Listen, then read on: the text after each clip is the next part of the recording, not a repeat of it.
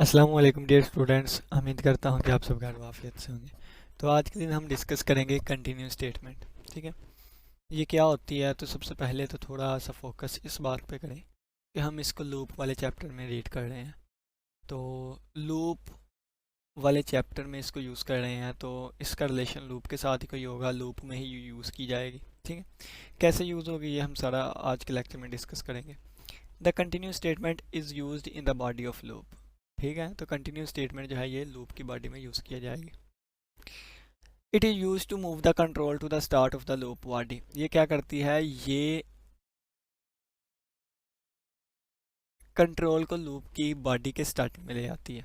ठीक है, it is use to move the control to the start of the loop body. ये start पे ले आती है। When this statement is executed in the loop body, जब ये स्टेटमेंट जो है लूप बॉडी में एग्जीक्यूट होती है, जब चलती है, the remaining statements of current iteration are not executed. तो रिमेनिंग जो स्टेटमेंट्स होती हैं उस एटिरेशन की, उस रेपिटेशन की, तो वो एग्जीक्यूट नहीं होती। The control directly move to the next iteration. Control direct ही तीसरी आगे वाली इटरेशन पे चला जाता है। ठीक है, आपको मैं समझाता हूँ। ये फ़र्ज़ किया मेरा फॉर लूप लग गया, ये यहाँ पे इसकी चीज़ें आ गई। ठीक है, फॉर लूप की यहाँ पे इसकी बॉडी हो गई, और ये एक स्टेटमेंट, दो स्टेटमेंट, और यहाँ पे मैंने क्या लगा दी? Continuous statement. ठीक है, कॉन्टीन्यूस स्टेटमेंट, कंटिन्यूस स्टेटमेंट। और यहाँ पे ये हमारे पास दोबारा एक स्टेटमेंट। ठीक है, और यहाँ पे मैंने लूप की बॉडी क्लोज कर दी। अब ये चीज़ कैसे चलेगी इसको देखें। सबसे पहले तो लूप यहाँ एंटर होगा ना जब, तो इस स्टेटमेंट को चलाएगा, इस स्टेटमेंट को चलाएगा। जब ये कंटिन्यू को पढ़ेगा तो कंटिन्यू से दोबारा यहाँ पे ले आएगा। ठीक है, दोबारा इसको फॉर लूप के ऊपर ले आएगा। अब फॉर लूप के आगे, यानी कि पहली इटरेशन में जब कंटिन्यू चली तो यहाँ तक आ गया, फिर दोबारा ये चीज़ें यहाँ तक चलेगी तो कंटिन्यू दोबारा इसे यहाँ पे ले आएगा। ठीक है, दोबारा जब चलेगी तो कंटिन्यू दोबारा इसको ले आएगा, और जब वो कभी कंडीशन फॉल्स हो गई तो ये फिर कुछ भी नहीं चलेगा और हमारा लूप बॉडी से बाहर आके आगे वाली चीज़ें चलाना शुरू कर देगा। तो कंटिन्यू क्या करती है? अब सारा निचोड़ हम पढ़ लेते हैं। लूप की बॉडी में यूज़ होती है, ये कंट्रोल को बॉडी के स्टार्टिंग में लेके जाती है। जब कंटिन्यू एग्जीक्यूट होती है, रिमेनिंग स्टेटमेंट जो है वो एग्जीक्यूट नहीं होती, यानी कि कंटिन्यू की जो नीचे वाली होंगी वो एग्जीक्यूट नहीं होंगी, और कंट्रोल डायरेक्टली जो है वो नेक्स्ट इटरेशन, नेक्स्ट साइकिल पे मूव कर देगा। ठीक है, तो ये हमारे पास इसका एग्जांपल भी आपके सामने है। एग्जांपल मैं क्या समझाऊँ, सारा आपके सामने ही है। ये लूप है, तो ये यहाँ से चलेगा, पहली स्टेटमेंट चलेगी, कंटिन्यू आ जाएगी, दूसरी नहीं चल सकेगी, आगे वाली इटरेशन, आगे वाली, तो ये होता जाएगा। ठीक है, इसकी एक्सप्लेनेशन ये नीचे लिखी हुई है, तो आप इसको खुद रीड कर लीजिएगा। थोड़ा सा मैं आपको स्पीड से रीड करके बता देता हूँ। The above example has two, चलें जी, ऊपर वाली एग्जांपल है, थोड़ी एक्सप्लेनेशन है, उसको छोड़ें। प्रोग्राम से हमें अच्छे तरीके से समझ आएगी। प्रोग्राम कहता है राइट ए प्रोग्राम, एक ऐसा प्रोग्राम लिखें डैट इनपुट अ नंबर, जो कि एक नंबर इनपुट ले। तो सबसे पहले मैंने इंट में एक नम ले लिया, नम का मतलब नंबर, और इसकी इनपुट कहाँ पे करवाई है? लूप की बॉडी में, सी इन नम, और क्या कह रहा है? इंटर ए नंबर। ठीक है, तो ये यहाँ पे इनपुट हमारे पास हो गया एंटर ए नंबर, और ये इनपुट हुई, और ये जो नंबर है ये नाम में आ जाएगा। उन्होंने कहा from the user using for loop, for loop का यूज़ करते हुए इनपुट लेनी है। तो फॉर लूप के अंदर देखें ये चीज़ आ रही है, इट डिस्प्लेज द नंबर, ये नंबर को डिस्प्ले करता है। If it is greater than zero, अगर ये ज़ीरो से ग्रेटर दैन है। Otherwise it inputs next number using continuous statement. उन्होंने कहा है कि एक ऐसा प्रोग्राम लिखना है जो कि एक नंबर लिया करे। ठीक है, अगर तो वो नंबर को डिस्प्ले कर दे अगर वो नंबर ज़ीरो से ग्रेटर देन है। ठीक है, otherwise it inputs next number, वगिरना वो आगे वाला नंबर मांगी जाए। एग्जांपल मैं देता हूँ आपको। मैंने कोई भी नंबर दिया, तो अगर वो जो है वो ज़ीरो से ग्रेटर देन है, तो वो फिर ग्रेटर दैन ज़ीरो होगा तो वो उसको डिस्प्ले करवा दिया करे, अदरवाइज जो है वो कंटिन्यू से नेक्स्ट पे आ जाया करे। ठीक है, मैं यानी कि यहाँ से आपको समझाता हूँ, आपको अच्छे से समझ आएगी। हमारे पास एक इंटीजर का सेट होता है, जिसमें मैं एग्जांपल देता हूँ। हमारे पास आ जाएगा -3, -2, -1, फिर आ जाता है 0, फिर आ जाता है 1, फिर आ जाता है 2, फिर आ जाता है 3, और ये सो ऑन चीज़ चलती रहती है। ठीक है, अगर मैं यहाँ पे बात करूँ तो ये हमारे पास 0 है, तो 0 से बड़े नंबर कौन से होंगे? ये वाले इंटीजर्स होंगे 0 से बड़े। अगर इन नंबर्स में से कोई नंबर मैं इनपुट करूँ ना, इन नंबर्स में से कोई नंबर, तो वो उस नंबर को डिस्प्ले भी करवाए। तो देखिए मैंने 5 इनपुट दिया, उन्होंने कहा इंटर अ नंबर, तो मैंने नंबर कौन सा है? 5 दे दिया। अब 5 नंबर मैंने दिया है, तो ये 0 से बड़ा है, तो इस स्क्रीन पे दिखा देगा यू एंटर्ड 5। दोबारा नेक्स्ट लूप चलेगा, दोबारा वो कहता है इंटर ए नंबर। अब मैंने -1 इनपुट किया तो -1 0 से छोटा है तो ये स्क्रीन पे नहीं नज़र आएगा, यानी कि यू एंटर्ड -1 ये चीज़ नहीं नज़र आएगी। उन्होंने फिर कहा कि एक नंबर दो, तो मैंने 0 दिया। 0 जो है ये 0 से बड़ा नहीं होता तो ये भी कुछ नहीं आएगा। -5 इनपुट किया, फिर -5 भी 0 से बड़ा नहीं है तो कुछ नहीं आएगा। 100 किया, 100 0 से बड़ा है तो इस वजह से ये वाला लिख दिया गया यू एंटर्ड 100। और ये कितनी चीज़ें चली, 1 2 3 4 5 5 दफ़ा इनपुट चली, 5 दफ़ा लूप चला, क्योंकि मैंने x की वैल्यू 1 से लेके 5 तक ले गया था। ठीक है, तो 1 2 3 4 5, तो देखिए 5 इटरेशंस होंगी। तो सबसे पहले ये हमारी इनपुट होगी, मैंने आपको समझा दिया। अगर नंबर छोटा है या बराबर है 0 के, ठीक है, नंबर छोटा है या बराबर है 0 के, तो दोबारा लूप की बॉडी पे आ जाओ। लेकिन अगर नंबर 0 या 0 से छोटा नहीं है तो फिर आप स्क्रीन पे शो करवाएं कि आपने ये वाला नंबर इनपुट किया है। ठीक है, तो ये वाला इस तरह हमारे पास प्रोग्राम चलेगा। अगर नंबर 0 से छोटा हुआ तो कंटिन्यू स्टेटमेंट इससे दोबारा स्टार्टिंग पे ले आएगी। ठीक है, और अगर फ़र्ज़ किया है कि नंबर 0 से छोटा ना हुआ तो ये चीज़ नहीं चलेगी, बल्कि फिर ये चलेगी कि आपने ये वाला नंबर इनपुट किया है। ठीक है, जब कंटिन्यू चलेगी उस वक्त ये नहीं चलेगी, और जब इफ़ वाली और कंटिन्यू वाली नहीं चलेगी उस वक्त ये वाली चला करेगी। ठीक है, तो ये इस तरह प्रोग्राम होगा हमारे पास। आगे हमारे पास है right a program that display the sum of the following sequence series. इस सीरीज़ का हमने सम जो है वो दिखाना है स्क्रीन पे। ठीक है, 1 3 5 7 कहाँ तक जाना है, हमारे पास 100 तक जाना है। ठीक है, तो हम फार लूप लगा देंगे। फार लूप तो हम एक आई ले लेंगे, तो मैं लिखूँगा इंट आई, और इसकी वैल्यू कहाँ से स्टार्ट हो रही है, 1 से स्टार्ट हो रही है, 1 से स्टार्ट होगी और जाएगी कहाँ तक, जाएगी हमारे पास आई की वैल्यू 100 तक। तो मैं आई लेस देन इक्वल टू 100 लगा दूंगा। ठीक है, और फिर मैं यहाँ पे आई प्लस प्लस लगाने की बजाय यहाँ पे अगर मैं आपको बताऊँ तो सभी का सम करना है ना, तो आप यहाँ पे देखें 1 3 5 7 2 का इजाफा हो रहा है, तो मैं यहाँ पे लगा दूंगा I is equal to I plus 2। ठीक है, ये वाली चीज़ मैंने यहाँ पे लगा दी, ये मेरा क्या है, इंक्रीमेंट हो रहा है। ठीक हो गया। अब देखें मैं इस तरीके से प्रोग्राम कर रहा हूँ, अब मैं सी आउट में क्या लगा दूंगा, अब मैं सी आउट में लगा दूंगा आई की वैल्यू में इजाफा होता जाए। ठीक है, तो मैं लिखूंगा सम इज इक्वल टू, यानी कि मैं यहाँ पे पहले स्टेटमेंट लिख देता हूँ ताकि आप लोग को अच्छी तरीके से समझ आए।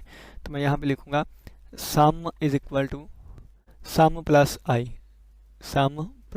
आई, और सम की वैल्यू मैं पहले ही दे देता हूँ यहाँ पे पहले 0, तो int sum is equal to 0। ठीक है, तो देखें आपको मैं प्रोग्राम चला के भी दिखाता हूँ कैसे चलेगा, देखें।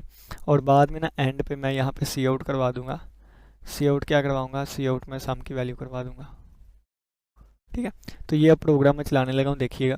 सबसे पहले क्या होगा, सबसे पहले आई की वैल्यू कितनी है, 1 है, और सम की वैल्यू कितनी है, सम की वैल्यू यहाँ पे नीचे लिख के दिखाता हूँ, सम की वैल्यू 0 है। ठीक है, ये स्टार्टिंग पे है। तो देखें आई छोटा है 100 से, बिल्कुल ठीक है, तो फिर यहाँ पे आ जाएगा। तो सम की वैल्यू 0 थी, तो 0 में कितना प्लस होगा, आई की वैल्यू 1 है, तो ये हमारे पास 1 आ जाएगा। ठीक है, सम की वैल्यू कितनी होगी, 1, तो सम की वैल्यू आ गई 1। ठीक है, फिर देखें, फिर ये हमारे पास यहाँ पे आ जाएगा। यहाँ पे आने के बाद इसमें 2 का इजाफा हुआ, आई की वैल्यू 1 थी तो आई की वैल्यू हो गई 3 हो गई। 3 छोटा है 100 से, हाँ जी बिल्कुल छोटा है। दोबारा सम में आ गया, सम की वैल्यू पहले 1 थी तो ये 1 की जगह 1 लिख दिया गया है। ठीक है, और प्लस आई की वैल्यू हो जाएगी, तो प्लस आई की वैल्यू कितनी है, 3, तो 1 + 3 आ गया। फिर दोबारा यहाँ से यहाँ तक कंट्रोल गया, आई की वैल्यू में 2 मजीद इजाफा हो गया, 3 थी, वैल्यू हो गई 5। वैल्यू कितनी होगी, वैल्यू हो गई 5 छोटा है 100 से, जी बिल्कुल, कंडीशन ट्रू हुई, ये एंटर हो गया। सम की वैल्यू 1 + 3 थी, इसमें मजीद आई इजाफा हो जाए तो मजीद 5+ हो गया।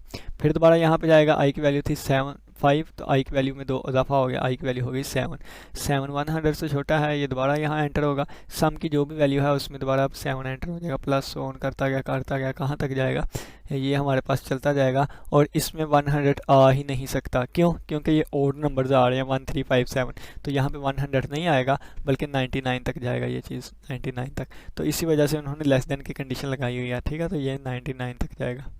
ठीक हो गया, तो ये इस तरह आप इसको करा सकते हैं। लेकिन यहाँ पे ना हमने कंटिन्यू स्टेटमेंट नहीं यूज़ की, और अगर पेपर में ये प्रोग्राम भी आ गया ना आपको, ये जो मैंने छोटा सा करके बताया, बाद में जो भी एंड पे सम होगा वो स्क्रीन पे शो हो, ठीक है ना, सी आउट की मदद से। अब देखें कि ये एक छोटा सा प्रोग्राम मैंने आपको करके दिखाया, लेकिन पेपर में अगर आ गया तो ये बिल्कुल ठीक भी होगा। लेकिन अगर वो साथ कह देना कि आपने लेकिन अगर वो साथ आपको कह देना कि आपने कंटिन्यूस स्टेटमेंट यूज़ करते हुए प्रोग्राम करना है, तो फिर आपको ये कंटिन्यूस स्टेटमेंट लगानी पड़ेगी, ठीक है। और ये कंटिन्यूस स्टेटमेंट के बगैर भी हो सकता है जो मैंने अभी करके दिखाया, लेकिन यहाँ पे कंटिन्यूस स्टेटमेंट से इसलिए किया गया है क्योंकि आप लोगों को वो समझाना चाहते हैं कि कंटिन्यूस स्टेटमेंट क्या है, ठीक है। फर्ज किया मैं आपको बताना चाहता हूँ कि एक तो ये है ना कि सीधे हाथ से कान पकड़ ले, और एक ये है कि आप उल्टे हाथ से कान पकड़ लें। तो जब मैं आपको बता रहा हूँ कि उल्टे हाथ से पकड़ ले, तो मैं आपको उल्टे हाथ से पकड़ के दिखाऊंगा ना, हालांकि मैं सीधे हाथ से भी पकड़ सकता हूँ, लेकिन मैं उल्टे हाथ से भी पकड़ के दिखाऊंगा, ठीक है। एक और एग्जांपल देता हूँ, जैसे हम व्हाइट बोर्ड पे या कहीं पे राइट हैंड से लिख लेते हैं ना, लेकिन अगर मैं आपको ये भी समझाना चाहूँ कि हम लेफ्ट से भी लिख सकते हैं थोड़ा सा जैसा भी, तो फिर मैं लेफ्ट से लिख के दिखाऊंगा।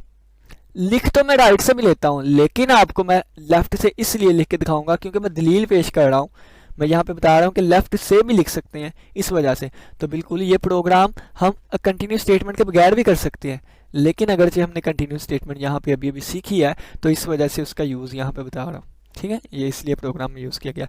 बाकी आप इसको थोड़ा सा मैं समझा देता हूँ। ये चीज़ें लग गई, ये सारी चीज़ें हमने देखी हुई हैं। सम को 0 वैल्यू दे दी, ये भी हमारे पास लग गया। अब ये देखें, अगर वो नंबर इवन है, इसका मतलब क्या है, इवन नंबर, तो फिर ये हमारे पास कंटिन्यू दोबारा इसको स्टार्टिंग में ले आएगी, ठीक है। और अगर ऑड नंबर है तो ये फार्मूला लग जाएगा। देखिए मैं आपको बताता हूँ, मैंने क्या किया था, मैंने इंक्रीमेंट ये वाला लगा दिया था। इसका मतलब क्या है, इसका मतलब है आई की वैल्यू पहले 1 थी, फिर 2 इजाफा होगा 3, फिर 5, फिर 7, फिर 9, फिर 11। जो उन्होंने प्रोग्राम किया है उसमें ये किया है कि वो 1 से लेके 100 तक ही जाएगा, 1 2 3 4 5 6 7 100 तक जाएगा। लेकिन उन्होंने फार्मूला लगा दिया कि अगर रिमाइंडर 0 के इक्वल आता है, यानी कि अगर 2 4 6 इस वाले का नंबर है ना, यानी कि ये वाले नंबर आए, तो फिर दोबारा लूप स्टार्टिंग पे आ जाए कंटिन्यू की मदद से। और अगर 1 3 5 7 है ना, तो ये सम में ऐड होते जाए। मैंने डायरेक्ट ही इन नंबर्स को चुन के ऐड किया था, लेकिन यहाँ पे क्या कर रहा है, वो सारी तरतीब को लेके जा रहा है, और 2 4 6 के लिए कंटिन्यू स्टेटमेंट लगा दिया कि दोबारा स्टार्टिंग पे आ जाए। 1 3 5 7 के लिए उन्होंने ये फार्मूला लगा दिया। तो मैंने इन चीज़ों को लेकर चला था, उन्होंने पूरी में से 2 पार्ट बना लिए कि 2 4 वाले को इग्नोर कर दे कंटिन्यू स्टेटमेंट के जरिए, और 1 3 वाले को ऐड कर लेना, ठीक है। तो आपको मर्जी, जो मर्जी आप प्रोग्राम करें, लेकिन कंटिन्यू स्टेटमेंट से आ गया तो ये आपको करना है, आना चाहिए। ब्रेक स्टेटमेंट क्या करती है, कंटिन्यू तो स्टार्टिंग पे ले जाती थी, ब्रेक स्टेटमेंट एंड पे ले जाती है, लूप से बाहर ले जाती है। The break statement is used in the body of the loop, ये भी बॉडी के लूप में यूज़ होती है, ये भी लूप की बॉडी में यूज़ होती है। To exit from the loop, loop से बाहर निकलने के लिए, ठीक है। अब इसका क्या फ़ायदा है, ये अगर हमको कोई प्रोग्राम आएगा तो उसमें देखेंगे। When this statement is executed, जब ये स्टेटमेंट एग्जीक्यूट हुआ करेगी इन द लूप बॉडी, लूप की बॉडी में, the remaining iterations of loop आप स्किप्ड, तो अब बाकी इटरेशन जो है लूप की वो स्किप हो जाएंगी। The control directly moves outside the body, control जो है वो बॉडी से डायरेक्टली बाहर आ जाया करेगा। The statement that comes after the body is executed, और बॉडी के बाद जो स्टेटमेंट्स होंगे उनको एग्जीक्यूट किया जाएगा। एग्जाम्पल मैं आपको देता हूँ, यहाँ पे मैंने फॉर लूप लगा दिया, यहाँ पे मैं ये खाली जगह छोड़ दी, ये हमारे पास बॉडी है, पहली स्टेटमेंट, दूसरी स्टेटमेंट, यहाँ पे मैंने ब्रेक लगा दी, ब्रेक स्टेटमेंट, ठीक है। और फिर यहाँ पे मैं दोबारा एक स्टेटमेंट लिख लेता हूँ, यहाँ पे लूप की बॉडी ख़त्म हो गई, ये नीचे मेरा प्रोग्राम वैसे ही चल रहा है, ठीक है, लूप से पहले, यानी कि सिक्वेंशियल स्ट्रक्चर की तरह। तो अब यहाँ पे देखें कि सबसे पहले फॉर लूप के ज़रिए एंटर होगा, पहली स्टेटमेंट चलाएगा, दूसरी चलाएगा, ब्रेक पे आ गया तो ब्रेक डायरेक्ट ही इसे बाहर ले आएगी और इन स्टेटमेंट्स को चलाना स्टार्ट कर देंगे, ठीक है। तो अब देखें, जो भी बार बार इटरेशन होनी थी वो सारी ख़त्म हो गई, और ब्रेक के बाद वाली जो स्टेटमेंट है वो भी सारी ख़त्म हो गई, ठीक है। तो लूप की बॉडी से बाहर ले आएगा और उसके बाद वाली स्टेटमेंट्स को चलाएगा। तो यही सारा लिखा हुआ है। दोबारा हम पढ़ते हैं कि ये लूप से एग्जिट होने के लिए लूप की बॉडी में स्टेटमेंट यूज़ की जाती है।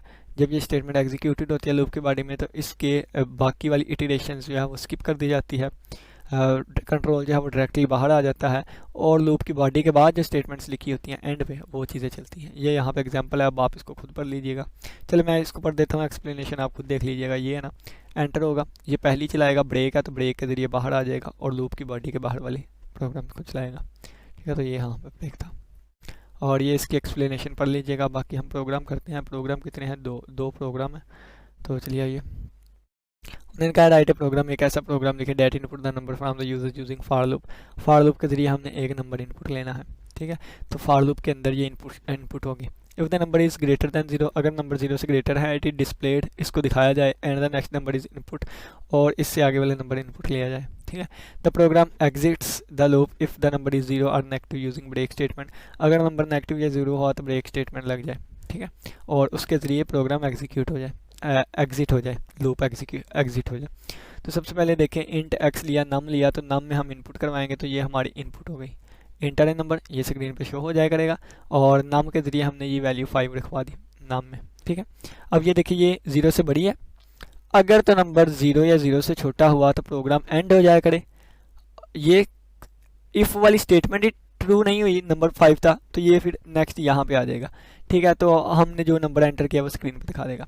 फिर दोबारा इटरेशन हमारे पास चली और यहाँ पे आ गया, एक और का इजाफा हुआ, एक और का इजाफा हो गया, अब वैल्यू हो गई 2x की, 2 छोटा है 5 से, जी दोबारा यहाँ पे एंटर हुआ, सी आउट आ गया, ये नम, अब हमने 10 नंबर करवाया, 10 5 से बड़ा है, 10 जो है ये 0 से बड़ा है, कंडीशन ये वहाँ फॉल्स हो गई तो ब्रेक नहीं चलेगी, दोबारा डायरेक्ट यहाँ पे आ जाएगा। ठीक है ना, इसको चला के, लेकिन ये चलेगी नहीं, और ये हमारे पास दोबारा एंटर नंबर आ जाएगा, दोबारा हमारे पास नंबर स्क्रीन पे शो हो जाएगा, दोबारा ये स्टार्टिंग पे जाएगा, दोबारा वो कहेगा एक नंबर एंटर करो, अब मैंने -5 एंटर कर दिया।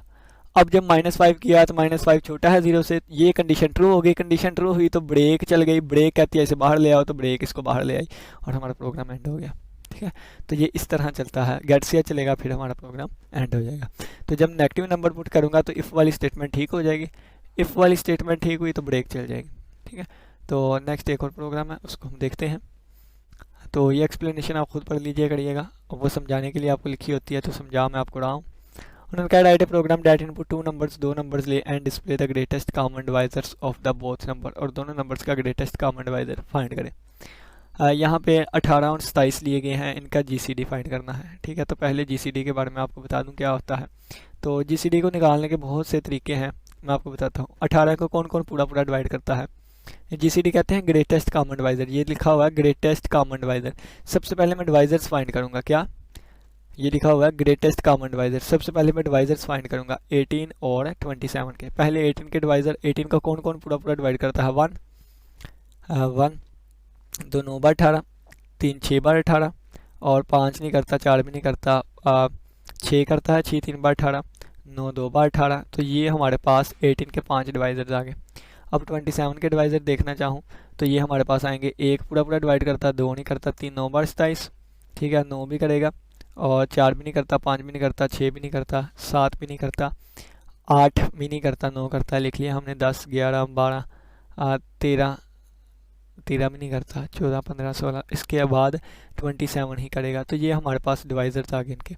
अब इन दोनों में कॉमन डिवाइजर देखें तो कॉमन डिवाइजर कौन से आ रहे हैं, इसमें 3 3 भी आ रहा है कॉमन, और 9 9 भी आ रहा है कॉमन, और 1 1 भी आ रहा है। तो ये हमारे पास कॉमन डिवाइजर्स कौन से आ गए, 1 आ गया, 3 आ गया, 9 आ गया। ठीक है, 1 आ गया, 3 आ गया, 9 आ गया।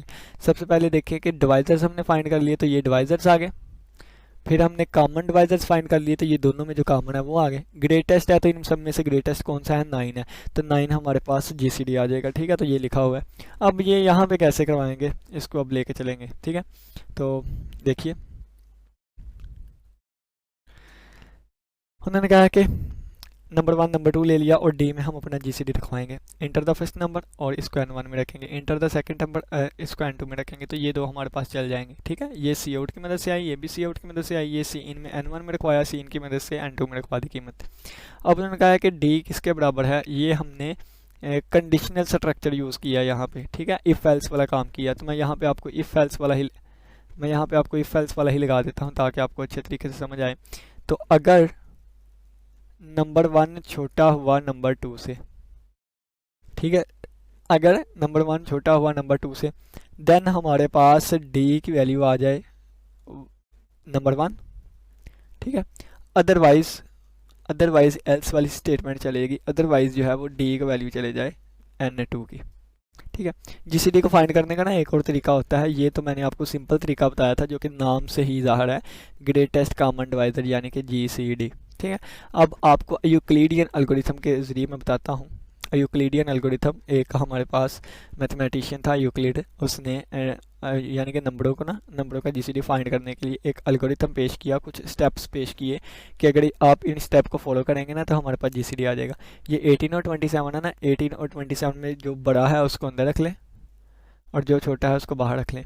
तो और इससे डिवाइड करें, 18 एक बार 18, बाकी कितना बचेगा, तो 27 में से 18 तो ये बाकी हमारे पास 9 बच गया। अब देखें, अब इस 18 वाले को अंदर रख लें, अब 18 वाले को अंदर रख लिया तो 9 2 बार 18।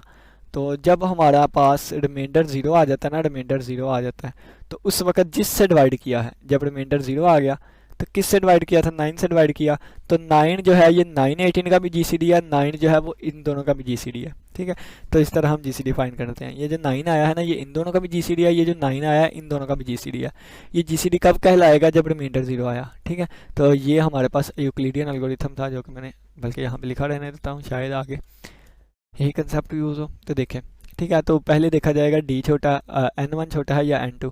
अगर n1 छोटा है तो d को n1 की वैल्यू चली जाए, अगर n2 छोटा है तो d को n2 की वैल्यू चली जाए। ये वाला उन्होंने लगाया, इसका मतलब यही है कि n1 छोटा है n2 से, ये क्वेश्चन मार्क क्या छोटा है, अगर छोटा है तो d को n1 की वैल्यू चली जाए, और अगर नहीं छोटा तो d को n2 की वैल्यू चली जाए। ठीक है, तो ये इस तरह।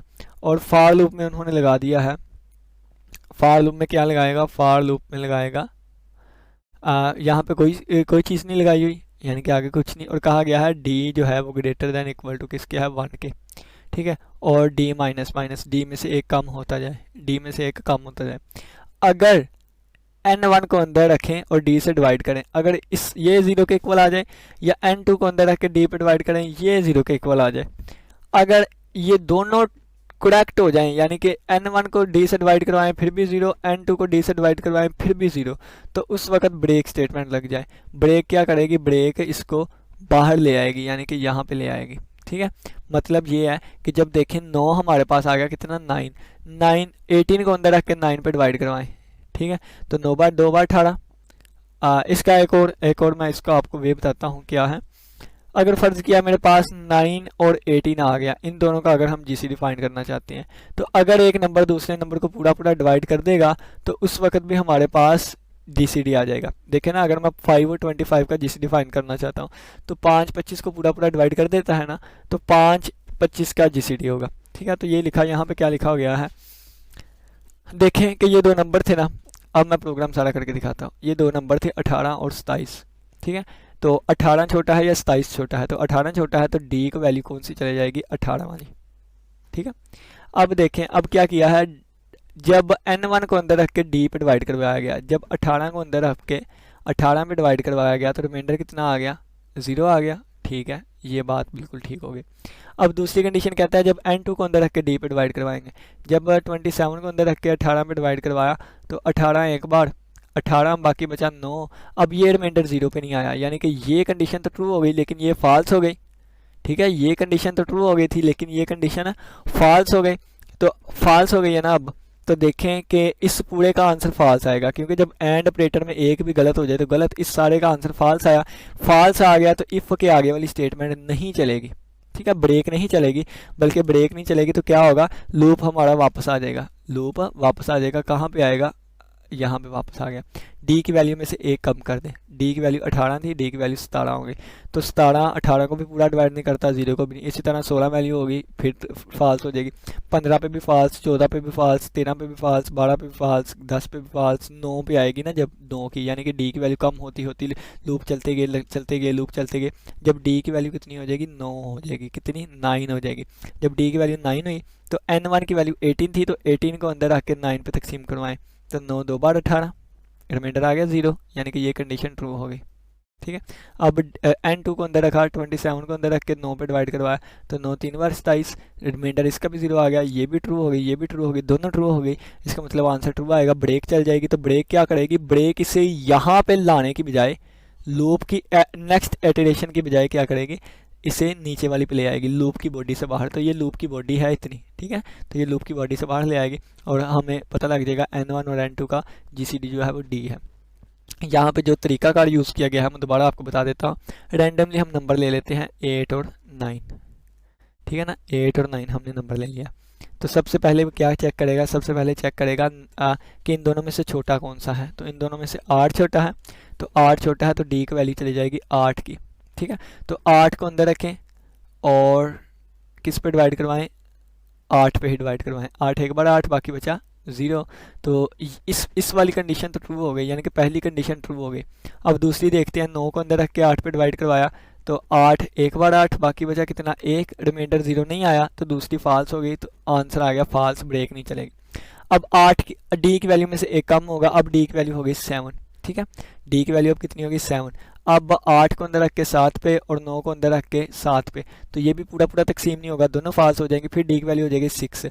8 को अंदर रख के 6 पे, 9 को अंदर रख के 6 पे, दोनों फाल्स हो जाएगी, फिर वैल्यू हो जाएगी 5। ठीक है, 5 वैल्यू होगी। 8 को अंदर रख के 5 पे डिवाइड करवाएंगे, 9 को अंदर रख के 5, तो दोनों पूरा पूरा तकसीम नहीं होंगे, दोनों फाल्स हो जाएंगे। फिर इसी तरह 4 वैल्यू पे भी फाल्स, दोनों 3 पे भी फाल्स, 2 पे भी फाल्स। एट द एंड 1 आ जाएगा, 1 आ जाएगा, तो 8 को अंदर रख के 1 पे डिवाइड करवाएंगे, 9 को अंदर रख के 1 पे डिवाइड करवाएंगे, इसका आंसर भी 0 आ जाएगा बटे में, इसका आंसर में रिमाइंडर 0 बचेगा, दोनों 0 बचे, दोनों कंडीशन ट्रू हो गई, तो हमारे पास इसका जीसीडी 1 आ जाएगा। और 8 और 9 का जीसीडी 1 नहीं होता है। ठीक है, एक और एग्जांपल ले लेता हूँ। फर्ज किया 2 और 4 का हम फाइंड करना चाहते हैं जीसीडी, तो इन दोनों में से छोटा नंबर 2 है, तो डी का 2 की वैल्यू चली जाएगी। अब 2 को अंदर रख के 2 पे डिवाइड करवाएं और 4 को अंदर रख के 2 पे डिवाइड करवाएं। ठीक है, तो 2 एक बार 2 और 2 दो बार 4। ठीक है, तो दोनों के रिमाइंडर 0 आ गए, ये भी कंडीशन ट्रू, ये भी कंडीशन ट्रू, और इसका मतलब है कि डी की वैल्यू जो है 2 है, वो हमारा जीसीडी या 2 और 4 का जीसीडी 2 होगा।